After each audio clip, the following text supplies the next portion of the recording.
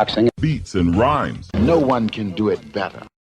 Welcome to the Bates Motel. My name is Norman. Yeah, the writing was on the wall. As soon as the contest started, Jin Sasaki for a wild right hand that was never going to get near the target. It was so wild, the punch actually landed back on Jin's torso. The left hook landed high on his head and it put him over.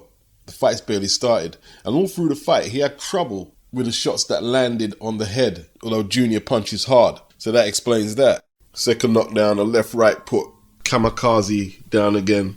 He caught another big left uppercut before the round ended.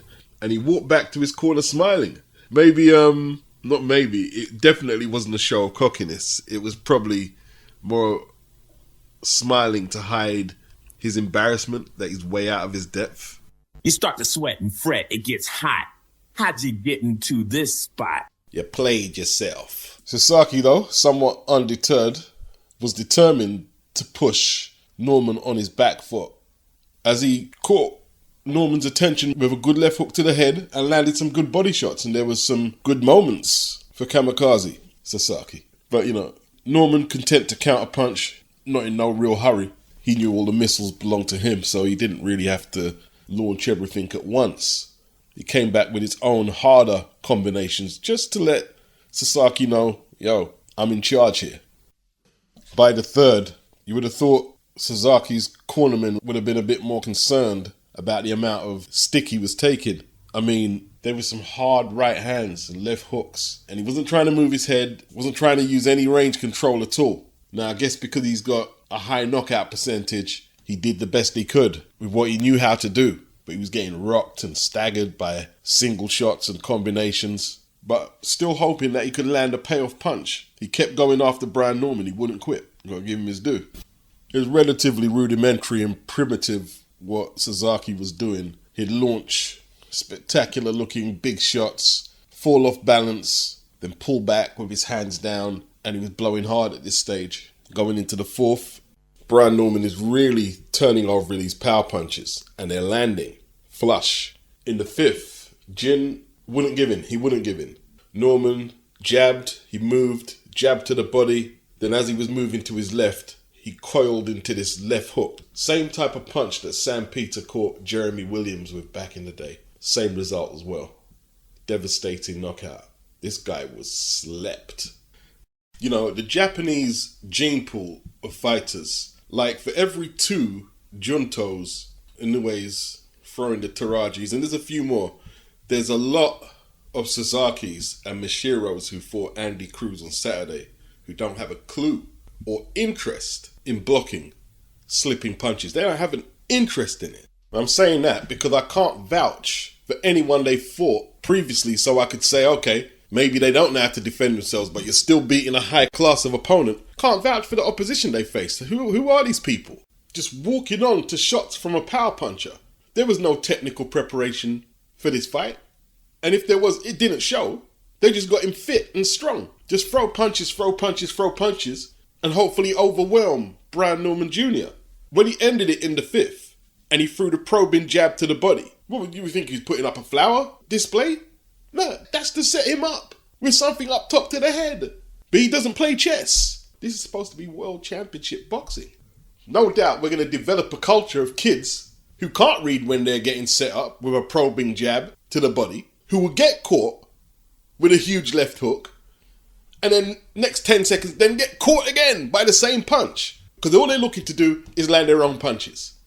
And if I'm watching a world title fight, and one of you isn't even trying to implement defense in what you're doing, well, what separates you from someone down at the pub going in there and having a row? Brothers late bleeding, needing a stretcher. Sasaki left the ring on a stretcher, but is said to be in a stable condition.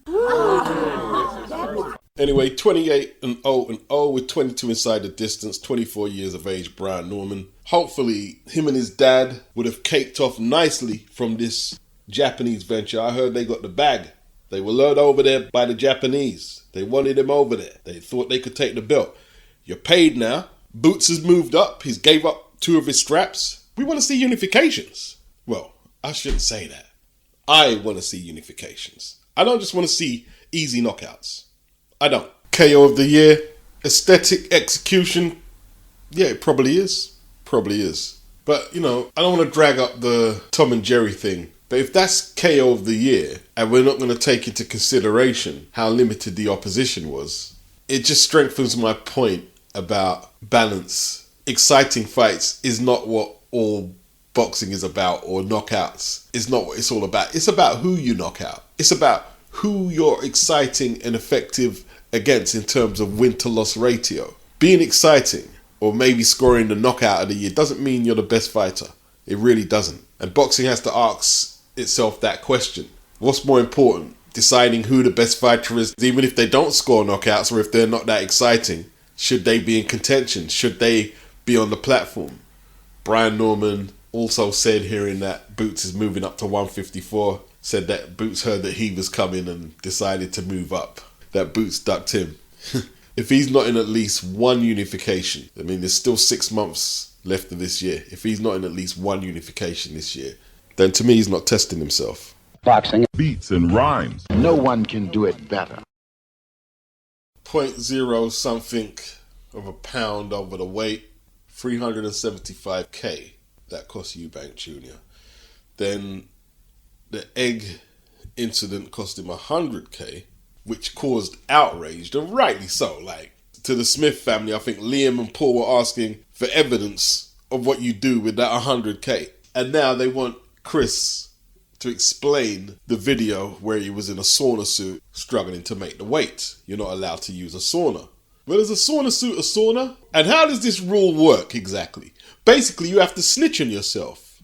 The only time I've seen this rule put into action is when people have snitched on themselves.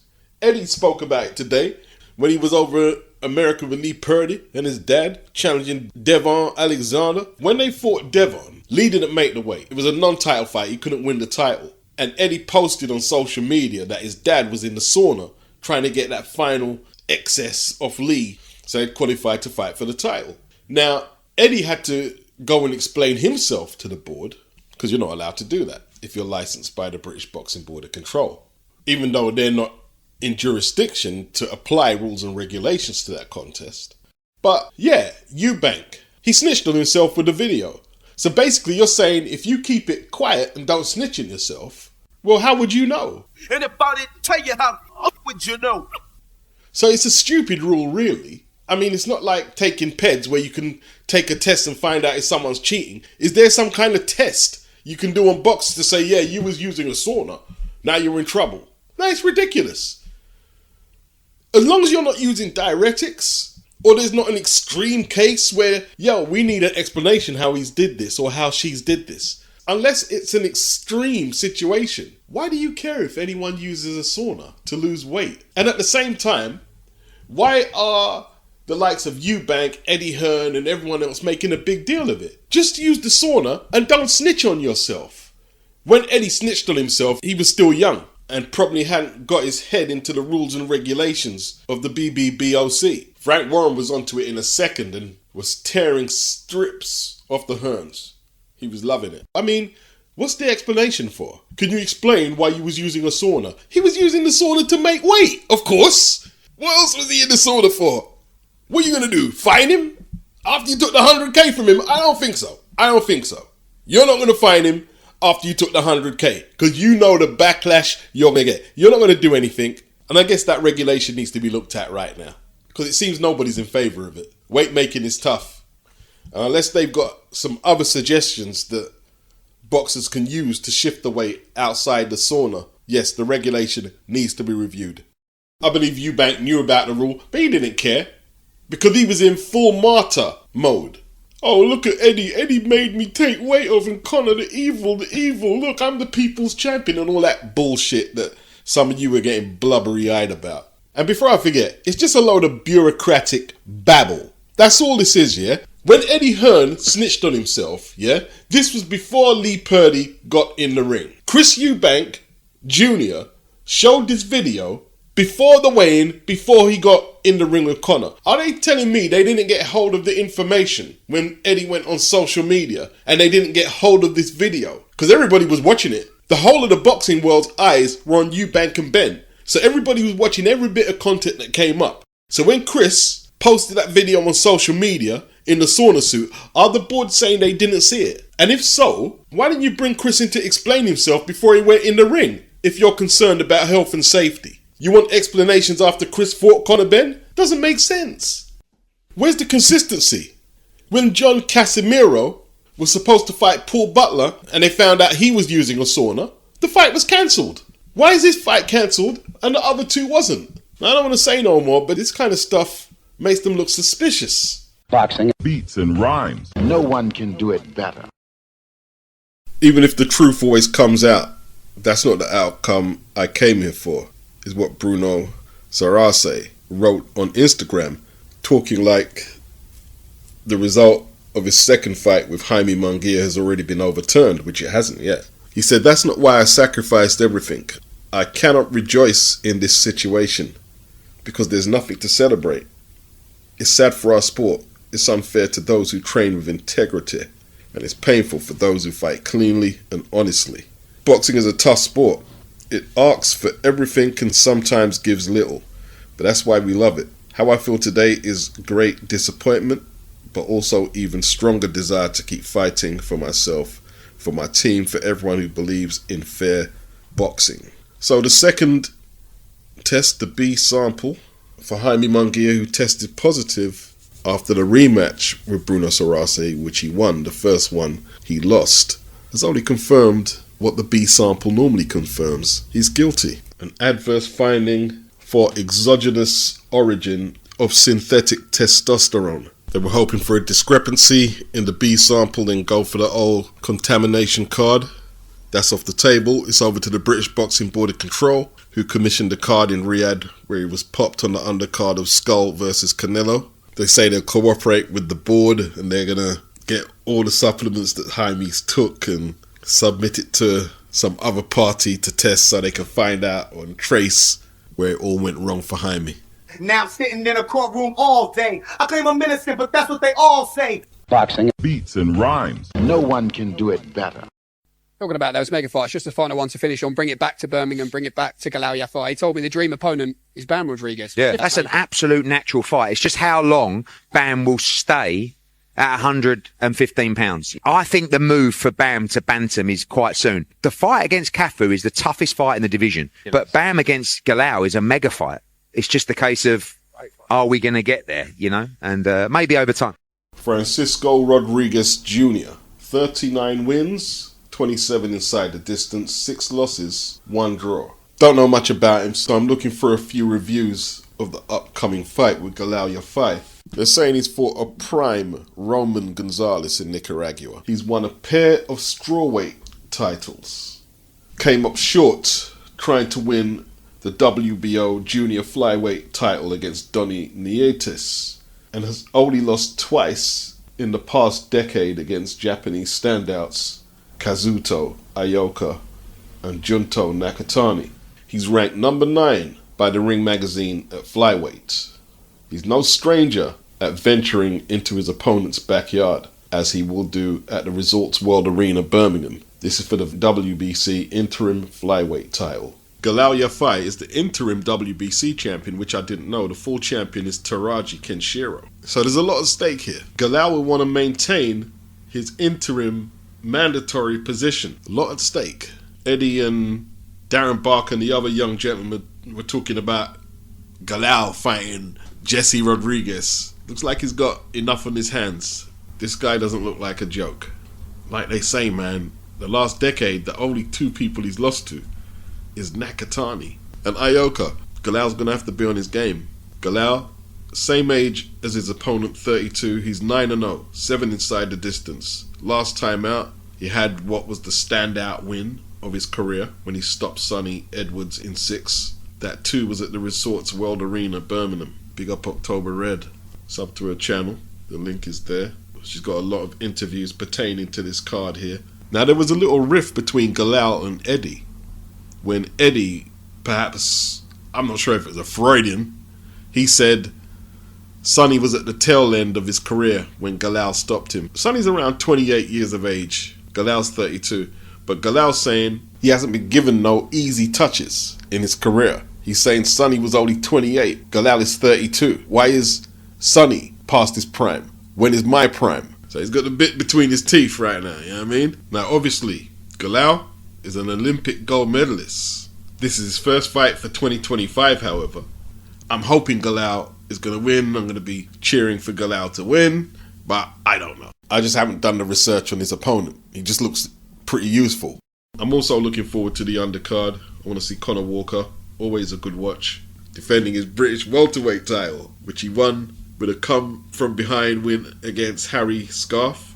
Peter McGrail versus Ionut Baluta is a good fight at 122. Giorgio Vicioli has got tongues wagging this super featherweight. He's 7-0, looking very good. They got Pat Barone, second fight. He's on the fast track as well. That's at cruiser. I tell you what, man, if GALAL can win titles at these lower weights here, it's no mean achievement. When you got champions like Kenshiro Taraji, it's no mean achievement. He's got it to do. And if he can produce the wins, he's going to have that little World Resorts arena rocking out for a little while. Boxing. Beats and rhymes. No one can do it better.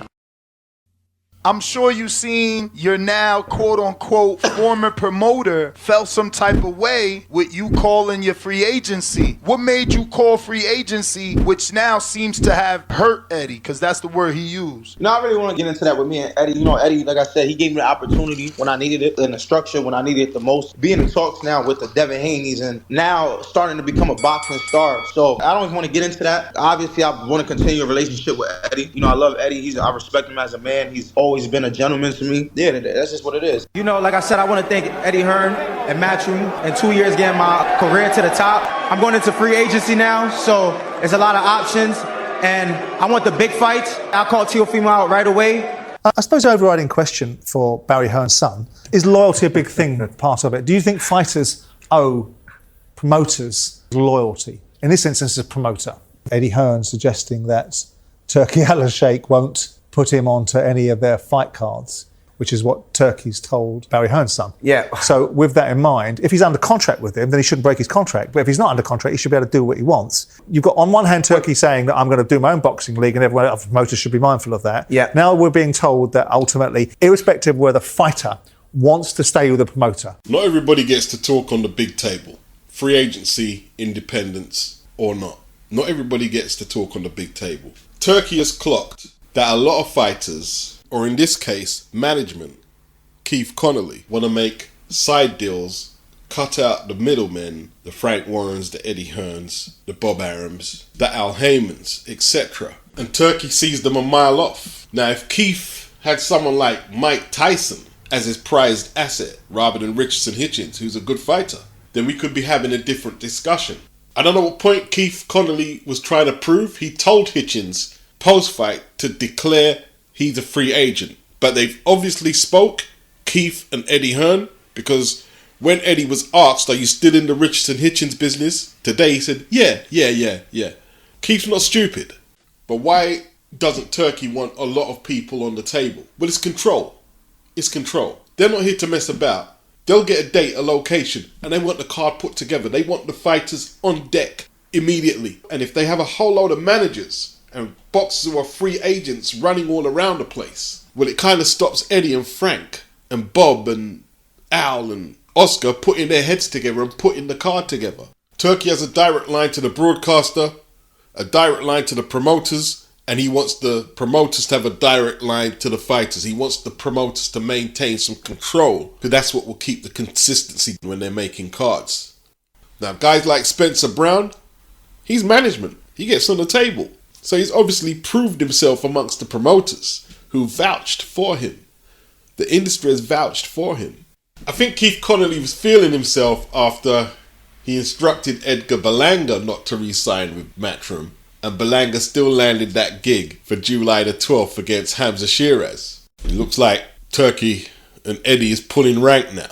That doesn't mean that Richardson is going to re-sign with Matchroom. It doesn't mean Shakur Stevenson is going to re-sign with Matchroom after the Cepeda fight. Shakur could fight Tank on the PBC. Hitchins could still go fight Teofimo Lopez on Top Rank, couldn't he? I don't know if Richardson's and Hearn's relationship will ever be the same, though. The bottom line is, Turkey's not going to be chasing around a whole load of managers. He's too busy. He'll just go to Eddie, go to Frank. Who you got on your books? Who you got on your books? Okay, we can make this card, that card. Simple. And Simon Jordan was so happy when he heard Richardson declare he was a free agent. The biggest Eddie Hearn hater. Boxing Beats and rhymes. No one can do it better.